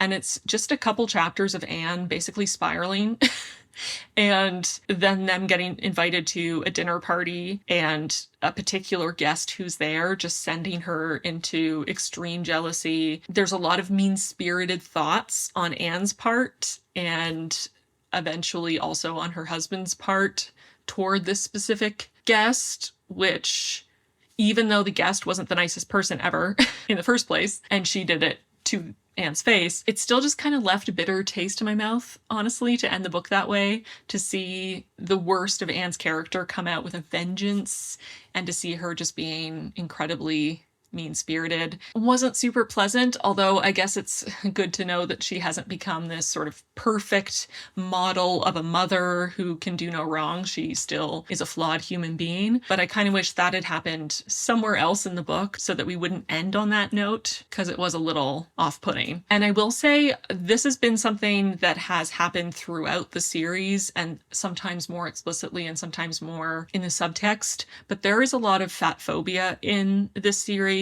and I'm sure part of it is, again, a product of its time. But in this book in particular, we start off with a lot of fat phobic thoughts and ideas and body shaming sort of ideas around Diana, who has always been more curvy than Anne. And in the first book, Anne was very jealous of Diana's figure and wanted to be curvier. But over time, as they've both become mothers, Anne has remained slim and Diana has gotten more curvy. And there's literally even a reference to Diana's specific weight on the scale in pounds, and indicating that that is too much. And the narrative is shaming her for eating cake because of that, which just, like I said, it's been part of the story, and I've added that as a potential content warning on all the books because I noticed it in every single book. But this one, it just felt a lot more blatant. And again, I realize these were written a long time ago, almost 100 years ago for this one in particular, but I just can't help but be a little aghast. It's gross. I didn't like it. Okay, so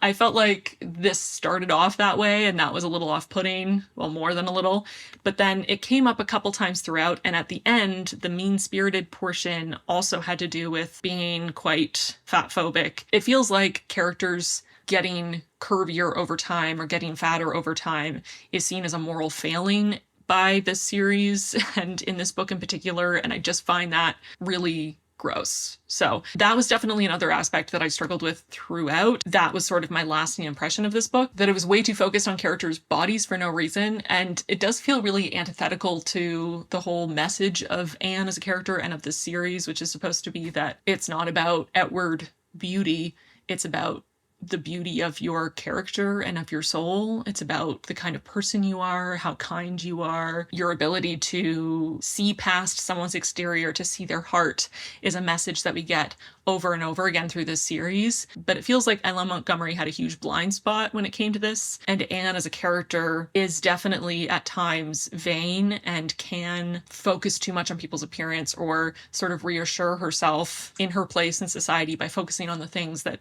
she has that other people don't and kind of putting people down for their appearance, which felt very realistic when she was 11, even when she was 15, and maybe even when she was in college, you know, competing for her beau. But now that she is a middle-aged woman with 6 kids, I know there are lots of middle-aged people with 6 kids who are still vain or are very judgmental of people's bodies, but I would just have loved to see her grow in that area and, you know, still be flawed because she's human, but maybe take her own message as a literary character to heart that someone's appearance is not important. It's what's inside that counts. So complicated feelings for this one.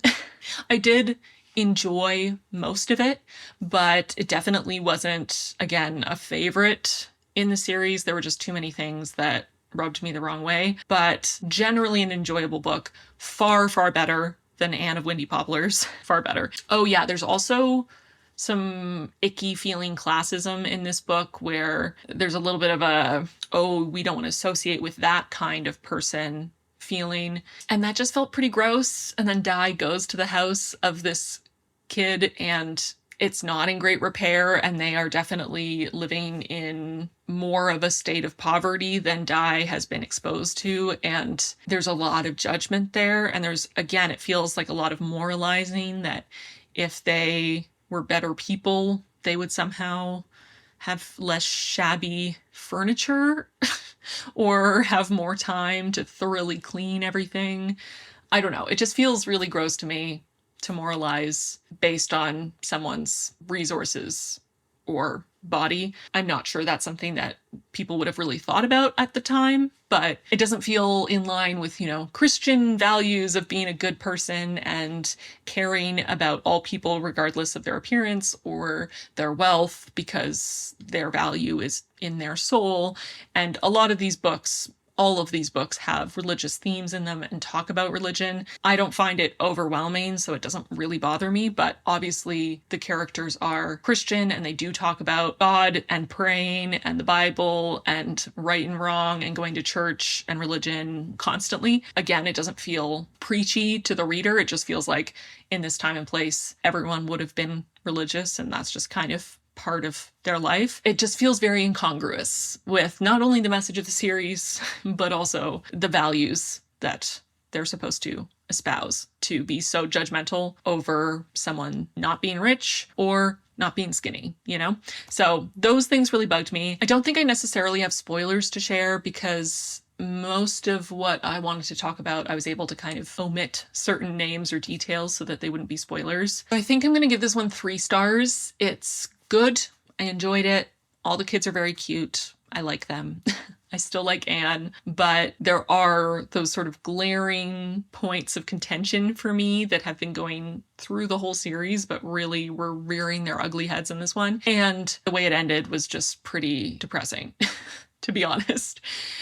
So yeah, 3 stars. I think that's fair. It was good. I enjoyed it. And I'm going to move on to book 7, which is Rainbow Valley. And I think I've heard that this one focuses almost exclusively on Anne's kids, and then also maybe another family's kids, which I'm cautiously optimistic about because, like I said, I quite enjoyed the inclusion of the kids and getting the kids' perspectives in the last book. They're all adorable, and they definitely each have their own sort of Anne quality to them. So I'm not opposed to the idea of a book that focuses pretty much solely on them, which I might be wrong, but that was my impression.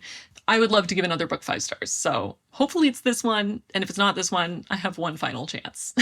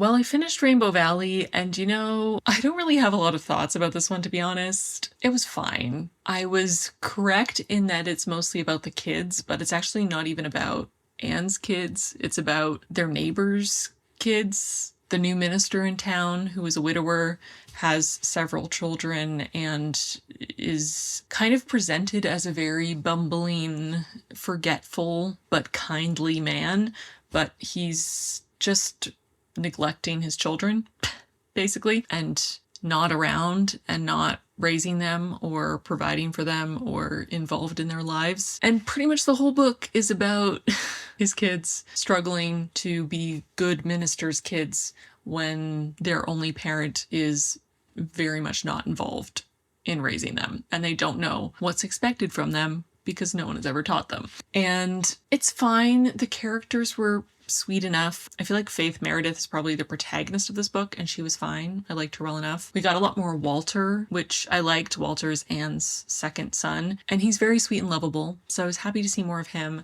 But other than Walter and the teensiest bit of Nan and Di, we really didn't see much of any of Anne's kids at all. I don't think Shirley and Rilla were even mentioned in this book, which was interesting. And as for the Meredith clan, I think there's at least another 6 kids in that family, but we pretty much just get Faith and Una and a little bit of Carl. And again, they were fine. I feel like at this point in the series, I have expanded the number of characters that I'm willing to keep track of and care about to a pretty extensive degree. And I'm just not sure I have the space in my brain to expand it for all these Meredith kids. They're fine. They're fine. I think what bothered me the most about this book is just that it focused too much on the most annoying characters. One of them is Susan, who is Anne's hired woman who helps with the kids and cooks and so on. The first couple books that she was around, I didn't mind her too much, but I just feel that over the last couple books, she has become more and more irritating. And at this point, if I never read the words Mrs. Dr. Dear again, I will be so happy, because she's just is so irritating.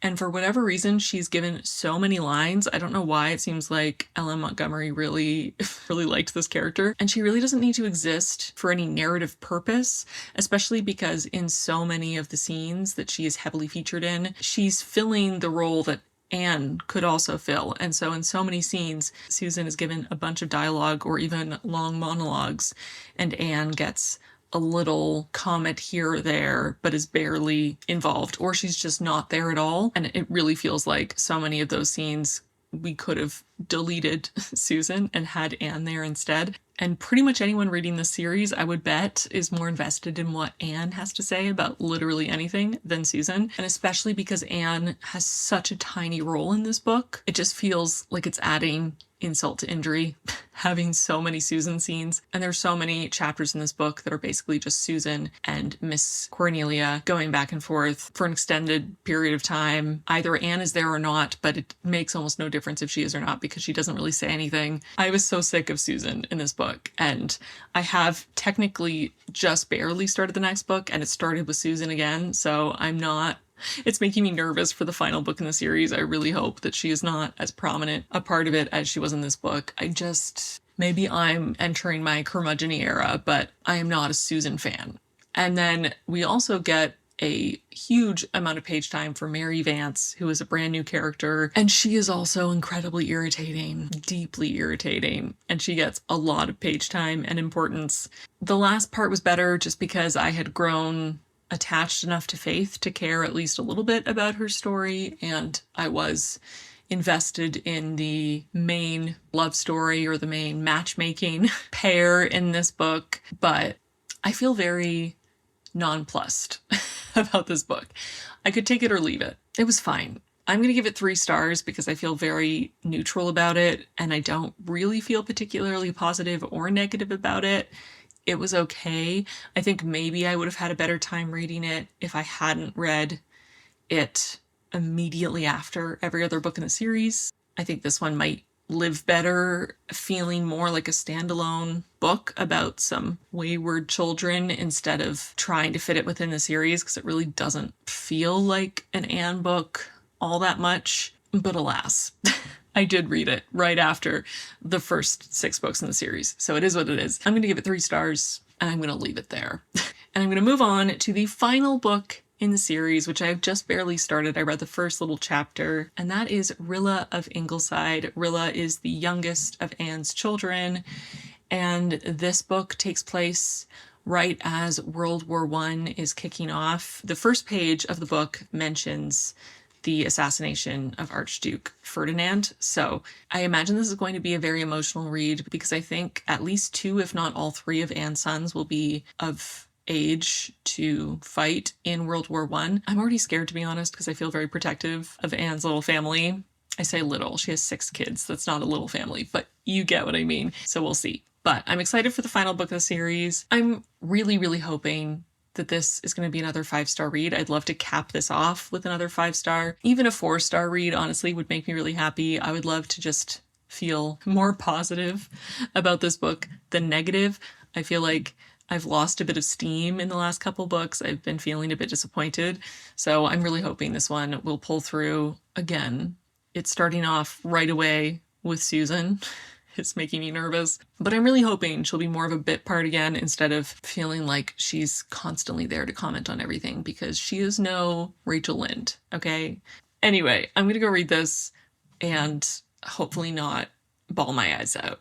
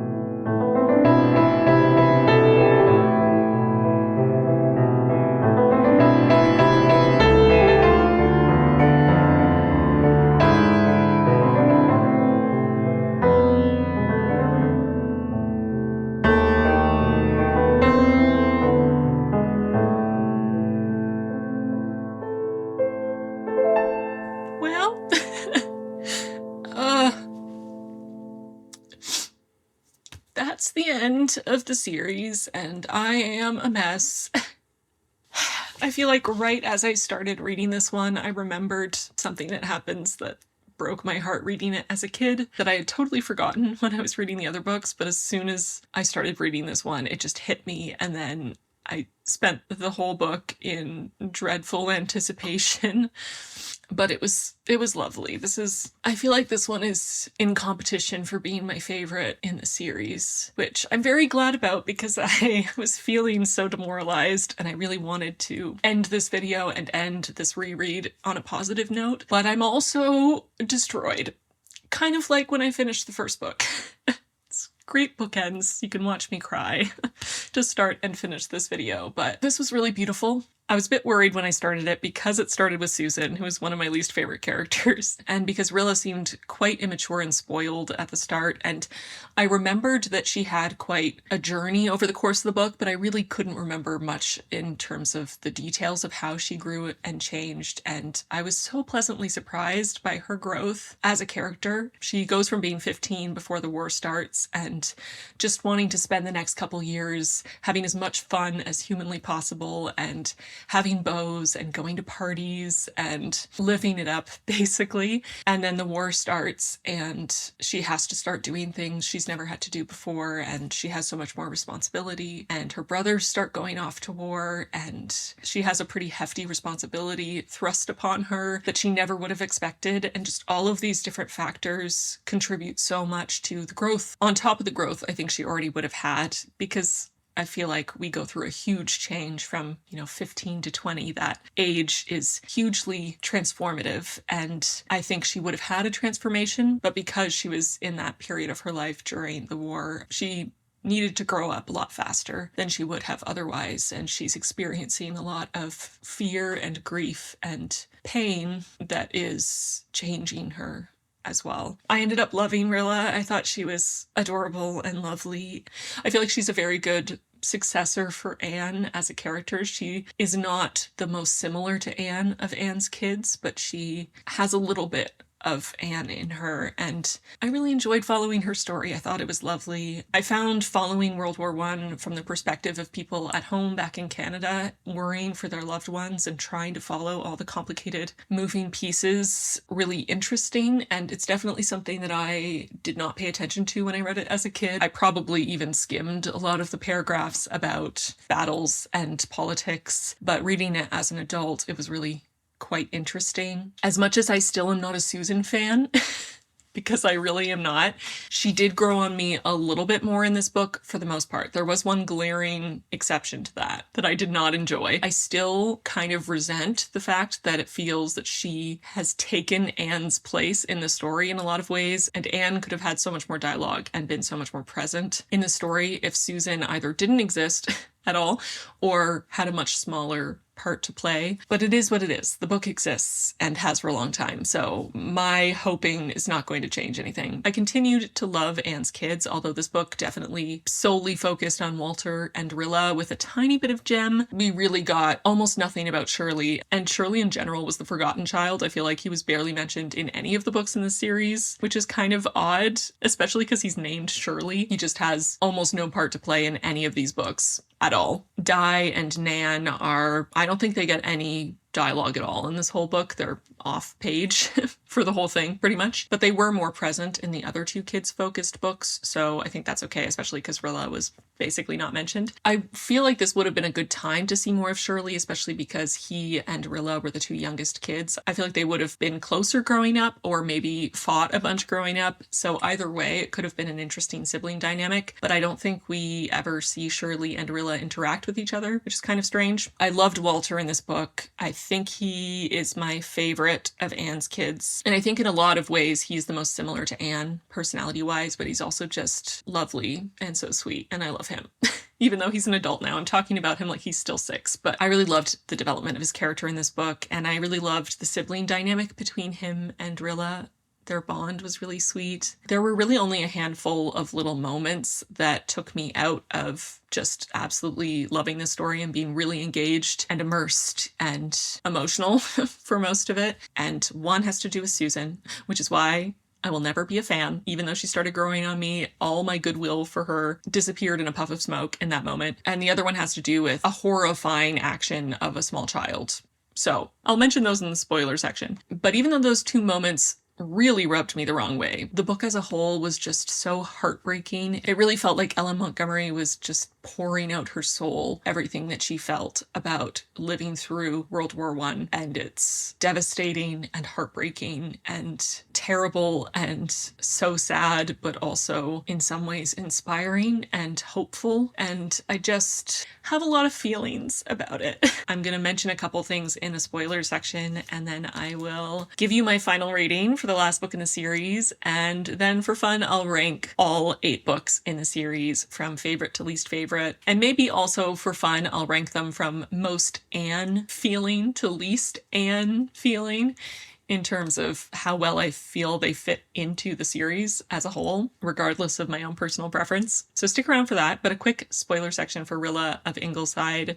I'll start with the two things that really stand out negatively for me about this book. The first one is Susan's incredible possessiveness over Shirley. There are hints of it in other books where she talks about Shirley as being hers because Anne was quite ill after Shirley was born, and she did a lot of the nursing and comforting and, infant care. So she always saw Shirley as her favorite and kind of as her own in some ways, which already rubbed me the wrong way in the ways it was mentioned in the previous books. It just felt pretty inappropriate for someone who was essentially a housekeeper and nanny to be talking about her employer's child that way, and especially singling him out with such obvious favoritism amongst her charges. But in this book, it just went to another level. When Shirley enlists, she is devastated, and she essentially tells Anne, I'm paraphrasing, but the sentiment is that Anne can't be as upset as she is because Shirley is not Anne's son, Shirley is Susan's son, and she is the one who gets to be devastated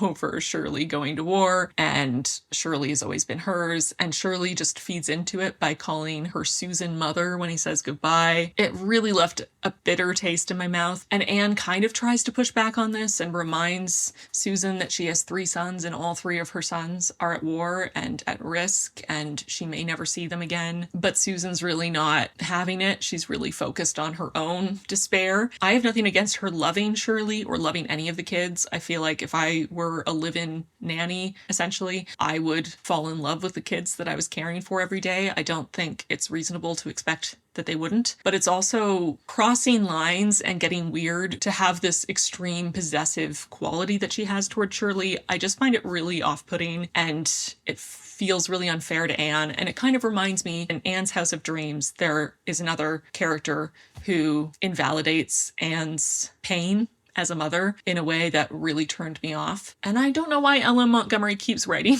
these characters that we're supposed to love and supposed to be sympathetic to, who keep diminishing Anne's experiences of loss and grief when it comes to her kids. It's gross, honestly. So there was that.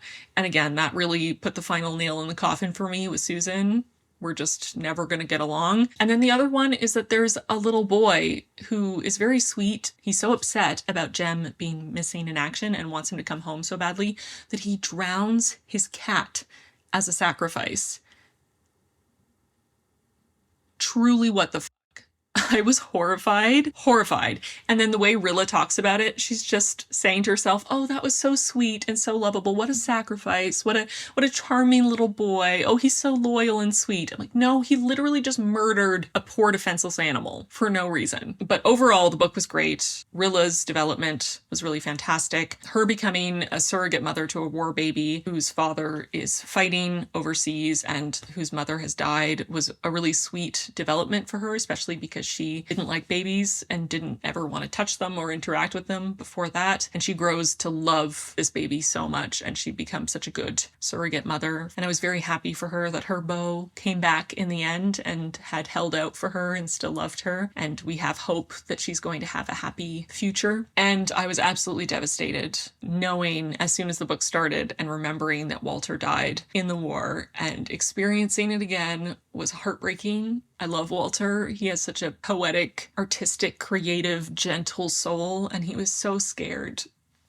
to go to war. He had this really positive or hopeful outlook about his contribution and about his death in his final letter to Rilla, because he had this premonition, this feeling that the next day's battle was going to be his last. But it was just heartbreaking to read, being reminded how much I loved Walter as a character, and then losing him and watching Rilla lose him and have that realization that she may feel joy again, but it's never going to be quite the same.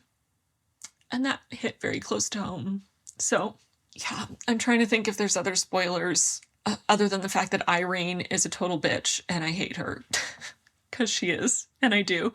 I think that's it for spoilers. I'm really emotional right now, as you can tell, and also, as you can probably tell, I loved this and I'm going to be giving it 5 stars. This one is definitely in the running for my favorite in this series, and despite its couple little blips, it was generally a really, really beautiful story, and I'm really glad that this is how the series ended and how this video is ending, and I'm really glad that I reread this because it truly did hit so much closer to home. So that is Rilla of Ingleside, and now I'm going to do 2 quick little rankings for you. So I'm going to start with ranking them from favorite to least favorite, which I think I'm going to struggle with. I'm going to do my best. I think this is going to be my order. So in order from favorite to least favorite is Anne of Green Gables, the first book, Rilla of Ingleside, the final book in the series, Anne of the Island, book 3, Anne of Avonlea, book 2, Anne's House of Dreams, book 5, Anne of Ingleside, book 6, Rainbow Valley, book 7, and Anne of Windy Poplars,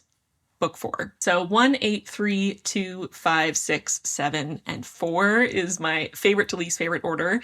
And then in terms of how Anne-like they feel, or how well I feel they fit the vibe of the series in general, I think this is my order. So Anne of Green Gables is the most Anne-like book, unsurprisingly. Then I think Anne of Avonlea and Anne of the Island, the first 3 really do feel very within the world and have a lot of similar qualities to them. Then I would probably say Anne's House of Dreams. It does follow a very similar formula in a lot of ways, even though it is quite a bit darker than the other books in the series. Then I would say Anne of Ingleside and Rainbow Valley both feel very within the spirit of the series, even though Anne is less present. The focus on the kids, both Anne's kids and then the Merediths, feels very reminiscent of book 1 of Anne going on her adventures, just split into multiple points of view. And then I would say Rilla of Ingleside I'm putting near the bottom, just because as much as the journey Rilla goes through does kind of remind me of Anne's journey in books 2 and 3 of the series, the book itself, because it is so much more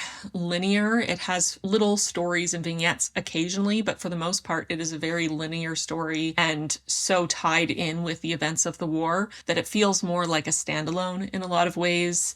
It reminds me a lot more of something like The Blue Castle by Ella Montgomery than other books within the series. Of course, I still adore it, but it doesn't feel hugely like an Anne book, even though it is fantastic. And then Anne of Windy Poplars to me is the least Anne book and also my least favorite, so it's gonna go at the bottom.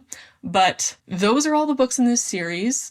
I am exhausted, but I'm very glad to have reread this series, and as much as there was some disappointment in the middle, overall I have a very positive feeling about this series as a whole, and I'm very glad that I reread it. So my average rating for the whole series is 3.625, and I feel like that's pretty fair because I really loved half the series, 4 of the books I loved with very few complications, and then the other 4 books ranged from absolutely hated to very middle of the road, either because I feel very indifferent or because I have just so many mixed feelings about it. So I feel like that's a pretty good rating considering how mixed I was on so many of the books. I am a little sad that it's not a resounding adoration of every single book in this series, because that's kind of how I had classified it in my brain. But I also shouldn't be surprised that my opinion on books has changed since I was 10 years old, which is probably the last time I read this whole series. And that is it for this video. It is definitely a long one, so thank you for watching all the way to the end. I really appreciate you. Leave the emoji that reminds you most of Anne in the comments so I know you watched all the way to the end and I can thank you. Feel free to like this video if you enjoyed it. A lot of blood, sweat, and tears went into making this video. Send it to a friend who loves Anne, and subscribe if you haven't already, because I will keep on making reading vlogs as long as y'all want to watch them. Thank you again to Brooklinen for sponsoring this video. I really appreciated having fresh, cozy linen sheets to cuddle up under, especially with the added quilt. I was so warm and cozy while reading all of these books in bed. Thank you so much. And if you want to try Brooklinen, you can click the link in my description box to get 15% off your first purchase. And with that, I'm going to get going. Thank you so much for watching this video, and I'll see you really soon in my next one. Bye, kindred spirits.